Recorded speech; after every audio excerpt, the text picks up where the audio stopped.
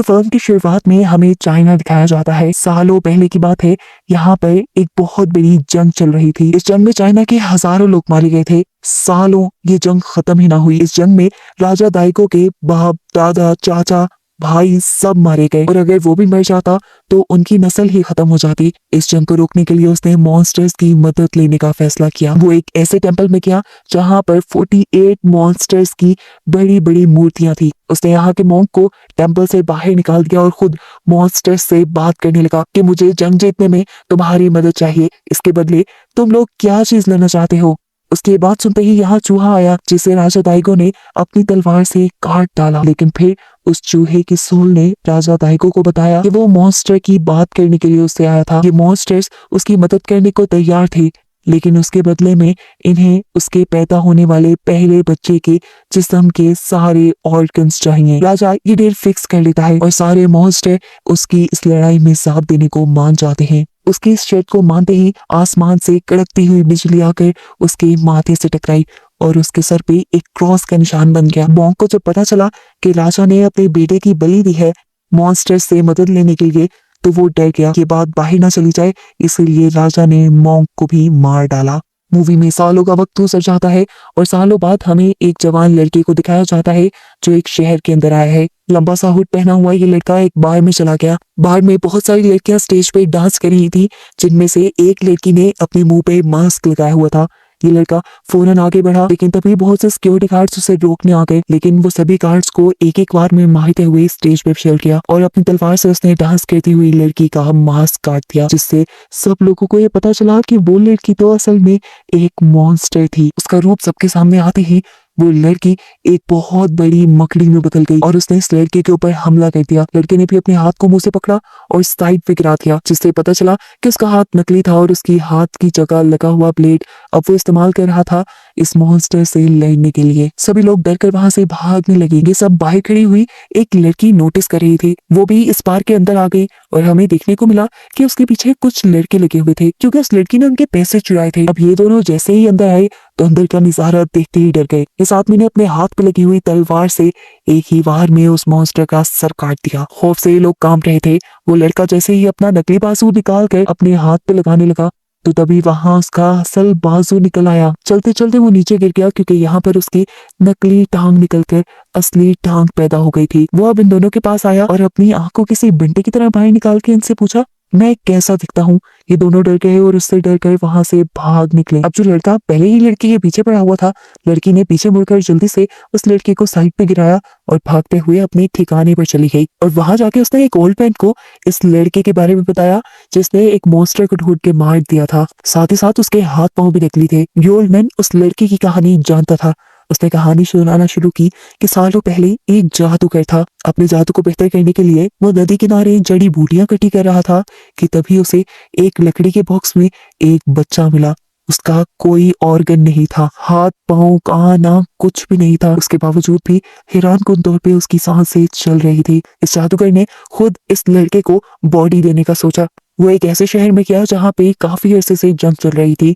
मरे हुए लोगों की वो काफी सारी लाशें ले आया। उसने उन सारी लाशों को पकाया कुछ जड़ी बूटियों के साथ और फिर एक ऐसा जादू तैयार किया जिससे इस बच्चे के लिए नए ऑर्गन्स बनने लगे। पानी के अंदर बिजली को मिलाकर उसने इस बच्चे का दिल बनाया और इस बच्चे को दोबारा से जिंदा कर दिया। ये बूढ़ा आदमी जान गया था कि उस टाइम जादूगर क्या कर रहा है, इसीलिए बूढ़े आदमी ने जाकर उस जादूगर को अपनी तलवार दी और कहा कि इस बच्चे के अंदर बहुत ताकत है, वो मॉन्स्टर्स को भी खत्म कर सकता है, जिसमें ये जादुई तलवार उसका साथ देगी। इस बूढ़े आदमी के जाने के बाद जादूगर ने इस बच्चे के तलवार जैसे बाजुओं के ऊपर नकली हाथ लगा दिए और फिर उसे मार्शल आर्ट्स की ट्रेनिंग देने लगा, क्योंकि उसे भी इस ओल्ड मैन की बातों पे यकीन था। कई सालों की मेहनत के बाद वो बच्चा एक बहुत ही अच्छा वॉरियर बन गया। हालांकि ये बच्चा अंधा गूंगा बहरा था, लेकिन वो फिर भी अपने सारे काम कर पाता था। आखिर वो लड़का बड़ा हो गया और जादूगर के भी मरने का दिन आ गया। जादूगर ने मरने से पहले इस लड़की से कहा कि तुम इस घर को जला देना, अगर मेरे फॉर्मूला राजा दाइगो के हाथ लग गए तो वो पूरी दुनिया में जंग कर देगा और उससे बहुत से लोग मारे जाएंगे। उसकी बात मानते हुए उसके मरने के बाद इस वॉरियर ने अपने ही घर को जला डाला और तब जले हुए घर से एक आवाज आई, जिसने उसे बताया कि उसके सारे के सारे जिस्म के हिस्से 48 मॉन्स्टर्स ने ले लिए थे और अगर वो इन मॉन्स्टर शैतानों को मारने के लिए खुद निकलेगा तो वो मॉन्स्टर इसके सामने आते रहेंगे। जितने मॉन्स्टर्स को ये मारेगा इसे अपनी बॉडी के असली ऑर्गन्स मिल जाएंगे। वॉरियर की पूरी कहानी सुनकर ये लड़की हैरान हो गई और उसने फैसला किया कि वो भी इसी लड़के का साथ देगी उसकी इस लड़ाई में। अगले दिन सुबह होते ही वो लड़की उस वॉरियर के पास पहुंच गई। उसने उस वॉरियर से उसका नाम पूछा। तब वॉरियर ने कहा, पहले तुम अपना नाम बताओ। लड़की बोली, मेरा तो कोई नाम ही नहीं है। जवाब में वो वॉरियर बोला, मेरा भी कोई नाम नहीं, लेकिन लोग मुझे हयाकी मारू कहते हैं। लड़की बोली, ऐसे लोग मुझे डोरोरो कहते हैं, तुम भी यही कह लो। खैर डोरोरो ने हयाकी मारू को अपना मकसद बताया कि वो उसके साथ उसकी लड़ाई में शामिल होना चाहती है, लेकिन हयाकी मारू ऐसा नहीं चाहता था। उसने इस लड़की से जान छुड़वाने की कोशिश तो बहुत की, लेकिन ये लड़की जिद पे अड़ी रही और हयाकी मारू को उसकी बात माननी पड़ गई। रास्ते में चलते हुए ये लोग एक टेम्पल तक पहुंचे जहाँ पर उन्हें एक बहुत बड़ा मॉन्स्टर बच्चा दिखाई दिया। इसे देखकर हयाकी मारू ने डोरोरो को बताया कि इस टेम्पल में बहुत सारे बच्चे मरे थे और उन सबकी सोल्स ने मिलकर इस मॉन्स्टर को जन्म दिया। खैर ये लोग आगे सफर के लिए निकल गए जहाँ जंगल में उन्हें एक आदमी मिला। वो इस जंगल का मालिक था और उसने दोनों से कहा, चलो हमारे घर आ जाओ, तुम लोग मुसाफिर हो और मैं तुम्हारे सफर की कहानियां सुनना चाहता हूँ। ये दोनों भी उसके घर चले गए। वहां पे उसकी 7 बेटियां किसी डॉल की तरह तैयार हुई बैठी थी। सभी ने उनका वेलकम किया, उन्हें खाना दिया और सोने के लिए कमरा दिया। ये लोग सोने के लिए बैठ गए। बाद में दिखाया गया कि वो 7 बेटियां आपस में बैठ के बातें कर रही थी, बहुत ही खतरनाक बातें। वो फैसला नहीं कर पा रही थी कि पहले किसको खाया जाए। अगले सीन में दिखाया गया कि वो 7 बेटियां अजीब से मॉन्स्टर्स की शक्ल में उनके कमरे में घुस आई। इस टाइम हयाकी मारू छत पे चढ़ा हुआ था क्योंकि वो पहले ही ऐसे किसी चाल के बारे में जानता था। जैसे ही ये 7 के 7 मॉन्स्टर मिलकर डोरोरो पे हमला करने वाली थी, हयाकी मारू फौरन नीचे उतरा और तलवार को घुमाते हुए उसने एक ही बार में इन सारी के सारी मॉन्स्टर्स को मार डाला। डोरोरो की जब आंख खुली तो उसके मुंह पे बहुत सारे खून के छींटे थे और बाकी सारी मॉन्स्टर्स मरी हुई थी। डोरोरो फौरन उठी और उसने देखा कि वो मॉन्स्टर बच्चा इनको यहाँ से बाहर निकलने का रास्ता दिखा रहा था। हयाकी मारू को लेकर वो यहाँ से बाहर निकल गई और एक खुफिया कमरे में पहुंची जहाँ पर बहुत सारे बच्चों की इंसानी हड्डियां थी। हयाकी मारू समझ गया ये उन बच्चों की हड्डियां हैं जिन्हें उनके माँ बाप टेम्पल में छोड़ कर गए थे और वो ये भी बात समझ गया कि जरूर उस आदमी की वाइफ एक मॉन्स्टर है जो एक मोंक का रूप लेकर उन सभी बच्चों को अपने पास लेकर आती है और फिर उन्हें खा जाती है। हयाकी मारू उसके बारे में बताने और उसे मारने के लिए उसके हस्बैंड के पास गया जहां पर वो पहले से ही अपने हस्बैंड को इन दोनों को मारने के लिए भड़का रही थी। हयाकी मारू ने साथी को कहा, तुम जल्दी से इसे साइड पे हो जाओ वरना ये तुम्हारी भी सोल को अपने बस में कर लेगी। लेकिन जब इस आदमी ने बात नहीं मानी तो सच में उस औरत ने ऐसा ही किया, उस आदमी के सोल को अपने कब्जे में कर लिया। इससे पहले कि वो यहाँ पे और कुछ करती, डोरोरो जल्दी से भागते हुए गांव में जाती है और सबको बता देती है उस मॉन्स्टर के बारे में जो मोंक के रूप में इन सब के बच्चों को इनके पास से ले गई थी और फिर उसने इन सब बच्चों को खा लिया। ये लोग भी अब तैश में आ गए और उस मॉन्स्टर से बदला लेने के लिए हयाकी मारू की मदद करने के लिए यहाँ तक पहुंचे। लेकिन जब तक यहाँ आए काफी देर हो गई थी। उस मॉन्स्टर ने अपनी तलवार को एक ही वार में इन दोनों के जिस्म में स्टैब कर दिया जिससे उसका हस्बैंड तो मारा गया लेकिन हयाकी मारू नहीं, क्योंकि उसके तो ऑर्गन से निकली है, वो मर नहीं सकता, वो इमोर्टल है।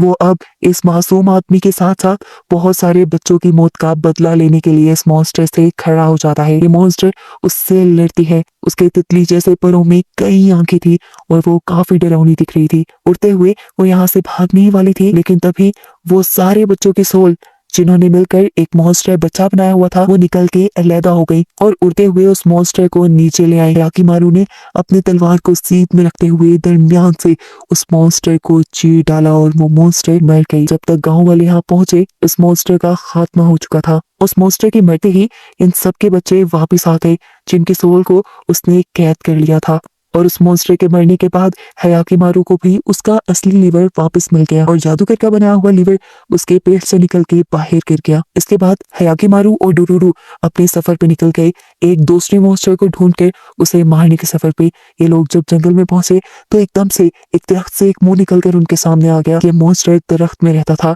उसके लंबे लंबे लाल बालों ने हयाकी मारू को जकड़ लिया, लेकिन तब हयाकी मारू ने अपनी जादुई तलवार से उसके बालों को काटते हुए अपने आप को छुड़वा लिया। अब हयाकी मारू समझ गया था कि ये मॉन्स्टर पेड़ के तने के अंदर रहता है। उसने एक ऊंची छलांग लगाई और फिर तेजी से अपनी तलवार चलाते हुए इस दरख्त के तने को 2 हिस्सों में डिवाइड कर दिया, जिससे वो मॉन्स्टर भी 2 हिस्सों में बट कर मारा गया। और इस मॉन्स्टर के मरते ही उसका एक कान वापिस आ गया। और इसके बाद हयाकीमारू का सामना हुआ एक बहुत ही खतरनाक शैतान से। ये शैतान एक एलिगेटर के रूप में था। इसे मारना हयाकीमारू के लिए बहुत मुश्किल हो रहा था, क्योंकि इसका ऊपरी खोल बहुत ज्यादा मजबूत था और साथ ही साथ इसका वार भी बहुत तेज था। हाथ ना होने के बावजूद भी वो अपनी जुबान से हयाकीमारू को उठा उठाकर दूर पटक रही थी। उससे दूर पटकने के बाद भी एलिगेटर आकर हाकीमारू के ऊपर बैठ गई। डुरूरू ने देखा और हाकीमारू को अब अपना पूरा जोर लगाते हुए इस एलिगेटर के नीचे से निकाल लिया। हाकीमारू भी समझ गया कि वो ऐसे इस एलिगेटर को नहीं मार सकता, इसलिए उसने फैसला किया कि वो उसके मुंह के अंदर जाएगा और अंदर से इसे मार डालेगा। उसका ये आइडिया काम भी किया। वो उसका मुंह खोलते हुए उसके पेट के अंदर चला गया और पेट के अंदर से उसे मारते हुए उसने इस मॉन्स्टर को भी खत्म कर दिया। इस मॉन्स्टर को मारने के बाद हयाकीमारू को अपना असली गला मिल गया। अभी इस लड़ाई की थकन खत्म ही नहीं हुई थी कि उसके सामने आ गया एक दूसरा मॉन्स्टर जो बहुत बड़ी चील की शक्ल में था। इस मॉन्स्टर ने हयाकीमारू को उठाया और एक गार की तरफ ले गया। वहां फेंककर उसने एक बड़ा पत्थर उठाकर हयाकीमारू को मारने की कोशिश की, लेकिन हयाकीमारू किसी तरह उसके इस हमले से बच गया। जिसके बाद इस बास ने हयाकीमारू को उठाकर पहाड़ी से नीचे भी गिराने की कोशिश की, लेकिन हयाकीमारू ने अपनी तलवार को पत्थरों में फंसा कर अपने आप को बचा लिया। इससे पहले कि ये ईगल उसके ऊपर कोई दूसरा वार करती, डुरोरो एक पत्थर उठाकर इस मॉन्स्टर के सर पे दे मारती है। मौके का फायदा उठाते हुए हयाकीमारू भी उड़ते हुए उसके सामने आ गया। उसने हवा में तलवार चलाई और उसके मुंह पे कई वार करते हुए उसके मुंह को उसके धड़ से अलग कर दिया। ब्लास्ट की तरह फटने से पहले इस मॉन्स्टर ने उससे कहा, तुम हमें तो मारने निकले हो, लेकिन हमसे पहले तुम्हारा सबसे बड़ा गुनहगार तुम्हारा अपना बाप है, जो हमारे पास आया था अपना तख्त बचाने के लिए। अपना तख्त बचाने के लिए उसने तुम्हारी बलि दे दी। तुम्हारा एक एक ऑर्गन हम सबको बेच दिया। ये कहकर वो मॉन्स्टर पूरी तरह खत्म हो गया। हयाकीमारू को उसका एक हाथ मिल गया, लेकिन अब वो सोच में पड़ गया कि क्या उसके पास में कुछ और भी ऐसा है जो वो नहीं जानता। ये लोग अब आगे की तरफ बढ़ने लगे और आखिर ये लोग दाइगो की सल्तनत में पहुंच गए। डुरूरो दाइगो से बहुत ज्यादा नफरत करती थी, क्योंकि उसके आदमियों ने उसके मोहम डैड को मारा था। दाइगो को लगा कि उसके गांव वाले उसके दुश्मनों के साथ मिले हुए हैं, इसीलिए उसके बहुत सारे फौजियों ने आके बेवजह बेरहमी से मासूम गांव वालों को मारना शुरू कर दिया। डुरूरो और उसकी मोहम छुप कर ये सारा नजारा देखते रहे। दाइगो के सिपाहियों ने पूरा गांव तबाह कर दिया और उसकी आंखों के सामने उसके डैड के मुंह के आर पार तलवार करते हुए उन्हें भी मार डाला। उस दिन पूरे गांव में सिर्फ 2 ही लोग जिंदा रहे, डुरूरो और डुरूरो की मॉम, जो शाम होने पर मौका देखते ही वहां से भाग गए। ये दिन उनके ऊपर बहुत भारी थे, खाने पीने को कुछ नहीं था। तब उसकी मॉम ने उसे समझाया, देखो डुरूरो, तुम्हें एक लड़का बन के रहना है तब तक जब तक तुम्हें अपने डैड जैसा कोई अच्छा मर्द ना मिल जाए। ये कहने के बाद उनकी भी मौत हो गई और उसके बाद डुरूरो ने ये सारी जिंदगी मुश्किलों में खुद अकेले काटी। लेकिन उस दिन से उसने एक फैसला कर लिया था कि वो डाइगो से अपने मोहम डैड के मरने का बदला जरूर लेगी। उनकी इन्हीं बातों के दौरान यहाँ पर डियागो के बहुत सारे सिपाही भी आ गए, जिन्हें देखते ही डुरूरो ने अपने आप से काबू खो दिया। वो उनके ऊपर तलवार ताने खड़ी थी, जिस पर एक सिपाही ने उसकी गर्दन पर ही तलवार रख दी उसे मारने के लिए। ये महसूस होते ही हयाकीमारू नीचे पड़े हुए एक मुर्दे का ढांचा उठाकर उस सिपाही के मुंह पे मारता है और उसके बाद तलवार से उसके ऊपर हमला करता है। दूसरी तरफ डुरूरू एक दूसरे सिपाही के ऊपर हमला करती है और उसे हयाकीमारू के सामने करती है।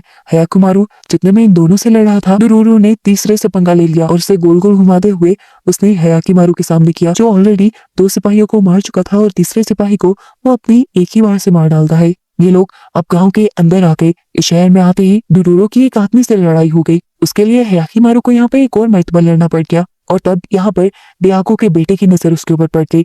वो उसकी स्किल्स को देखकर बहुत ज्यादा हैरान हुआ और उसने उसे महल में दावत दे दी, ये कहते हुए कि वो उनके लिए उनके सिपाहियों का कैप्टन बन सकता है। वो जब हयाकीमारू को लेकर अपने घर पहुंचा तो उसकी मॉम हयाकीमारू को देखकर हैरान रह गई। उन्होंने हयाकीमारू को उसके नाम से पुकारा। वो बड़ी तेजी से अपने बेटे की तरफ बढ़ी, जैसे वो अपने बेटे को पहचान गई हो। याकीमारू ने जैसे ही अपनी मॉम का हाथ पकड़ा तो उसे वो दिन नजर आ गया जब उसकी मॉम ने एक कपड़े में लुपेट कर उसे नदी में बहा दिया था। ये उसने दिल से नहीं किया था, बल्कि जबरदस्ती राजा डियागो ने उससे ही करवाया था। इन सारी चीजों की वजह से उसकी मॉम अब बेहोश हो चुकी थी। ये जानकर याकीमारू वहां से चला गया और उसके छोटे बेटे ने उसे संभाल लिया। जिसके बाद जब उसे होश आया तो उसने राजा डियागो को बताया कि उनका बड़ा बेटा वापस आ चुका है, लेकिन राजा को उसकी बातें झूठ लग रही थी।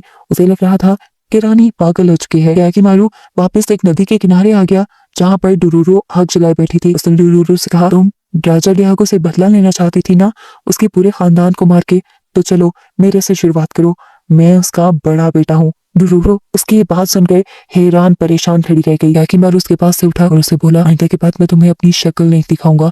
ये कहते ही वो वहां से जाने लगा। डुरूरू उसके पीछे भागी और उसने चाकू याकीमारू के पीठ में स्टैब कर दिया। याकीमारू को तो इस हमले से कुछ भी नहीं हुआ, क्योंकि वो तो इमोर्टल था। अब इतने में ही यहाँ पर वो ओल्ड मैन आ गए जिन्हें याकीमारू की सारी स्टोरी पता थी। उन्होंने यहाँ पर याकीमारू को आकर बताया कि तुम्हारे डैड ने तुम्हारे सारे ऑर्गन्स 48 शैतानों को बेच दिए थे। ये सुनकर उसे भी गुस्सा आ गया और उसने भी ठान ली कि वो भी अपने डैड को यानी डियागो को 48 हिस्सों में काट के मारेगा, ताकि उसे भी एहसास हो कि उसका बेटा किस तकलीफ से गुजरा था। उसकी बात सुनकर डोरोरो को एक और मर्तबा गुस्सा आ गया और याकीमारू का गला पकड़ते हुए उसने कहा, तुम ऐसा कुछ नहीं करोगे, वो जो भी है जैसा भी है तुम्हारा बाप है। उनकी इन्हीं बातों के दौरान अचानक दो डॉग्स जैसे दिखने वाले मॉन्स्टर्स ने याकीमारू पे एकदम से हमला कर दिया। दोनों ही उसे ऐसे मारने की कोशिश कर रहे थे जैसे कई दिनों से भूखे हो और याकीमारू को ही खाना हो। उन्होंने याकीमारू उससे भी लड़ता है और दोनों को ही अपनी तलवार से बड़ी ही आसानी से मार गिराता है। इन दोनों के मरते ही याकीमारू की दोनों आंखें वापस आ जाती है और वो पहली मर्तबा अपनी इर्द गिर्द की दुनिया और डोरोरो को देखता है। ये देखकर डोरोरो भी इमोशनल हो गई और उसने याकीमारू से कहा, मैंने अपने बदले की आग बुझा दी है, अच्छा होगा तुम भी अपने डैड के लिए अपनी नफरत को मिटा दो। सीन कट होकर अब हमें राजा डियागो को दिखाया गया जो उसी टेम्पल में गया है जहाँ पर 48 शैतानों को उसने अपने बेटे को बेचा था। उसने कहा, अपने बेटे की कुर्बानी देने के बावजूद भी आज भी मेरे इलाके में जंग चल रही है। जिस पर वो बोले कि इस सब में भी तुम्हारे बेटे की गलती है, 20 साल पहले ही उसे मर जाना चाहिए था, लेकिन वो आज भी जिंदा है, इसीलिए तुम्हारे इलाके में आज भी जंग है। ये सुनकर खुद डियागो ने अपने बेटे याकीमारू को मारने का फैसला कर लिया। उसके हुक्म पर बहुत सारे सिपाही याकीमारू को मारने के लिए निकल गए। उन्होंने अपनी तोप से बमबारी की याकीमारू पे, लेकिन याकीमारू नहीं मरा। जिसके बाद याकीमारू का छोटा भाई सामने आया उससे लड़ने के लिए। वो तलवारबाजी करके अपने भाई को मारने की कोशिश कर रहा था, लेकिन याकीमारू हर मर्तबा उसके वार को रोक रहा था। उसने उल्टा एक भी वार अपने भाई पे नहीं किया, क्योंकि वो अपने भाई से नहीं लड़ना चाहता था।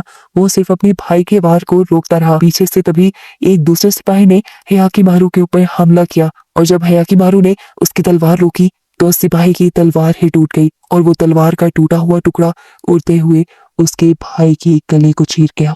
और ये सब दूर खड़ी उसकी माँ ने देख लिया। उसकी मॉम अब उससे नाराज हो रही थी। वो अपने बेटे का बदला उससे लेना चाहती थी, लेकिन तभी यहाँ पर डियागो आ गया खुद याकीमारू को मारने के लिए। ये देखते हुए रानी का दिल पिघल गया और वो याकीमारू के सामने आ गई ताकि डियागो से ना मारे, लेकिन डियागो बहुत बेरहम था। उसने अपनी वाइफ के सीने में भी चाकू स्टैब करते हुए उसे भी मार डाला। उसके बाद वो अपने बेटे को यानी याकीमारू को मारने के लिए आगे बढ़ा। बेशक राजा डियागो एक बहुत बड़ा वॉरियर था, लेकिन याकीमारू के अंदर कुछ एक्स्ट्रा ही ताकत थी। इन दोनों का यहाँ पे बहुत तगड़ा मुकाबला चलता है। दोनों ही तलवारबाजी में एक दूसरे को हराने की कोशिश में थे और आखिर फिर लड़ते लड़ते राजा की ताकतें कम होने लगी, क्योंकि वो अब बूढ़ा हो चुका था। वो अब मरने के बिल्कुल करीब था। वो गिर गया। याकीमारू उसकी गर्दन काटने ही वाला था, लेकिन तब उसके जहन में डोरोरो की बात आई। डोरोरो ने उसे कहा था कि उसने अपना बदला छोड़ दिया है। उसने सोचा कि जब डोरोरो अपना बदला भूल सकती है तो मैं अपने डैड को क्यों नहीं माफ कर सकता। अभी उनका ये सोचना ही था कि उन्होंने देखा साइड पे उसके भाई की लाश को किसी मॉन्स्टर ने उठा लिया है। मॉन्स्टर ने डियागो से कहा, अगर तुम अपने आप को मेरे हवाले कर दो तो मैं तुम्हारे बेटे को दोबारा जिंदा कर सकता हूँ। डियागो ने कुछ ना सोचा और इस मर्तबा भी शैतान के साथ की डील कर ली। हालांकि याकीमारू ऐसा नहीं चाहता था। मरने से पहले डियागो ने यह भी कहा कि उसे कोई अफसोस नहीं कि उसने अपने बेटे को शैतानों को दिया। ये डील कबूल करते ही यहाँ पे एक भयानक उड़ता हुआ मॉन्स्टर आया और उसने आते ही राजा डियागो का सर खा लिया। उसके सर को खाते ही उसके मुंह की जगह एक नया चेहरा उगाया जो बिल्कुल मॉन्स्टर जैसा दिख रहा था। डियागो के सोल और जिस्म पे अब उन मॉन्स्टर्स ने कब्जा कर लिया था।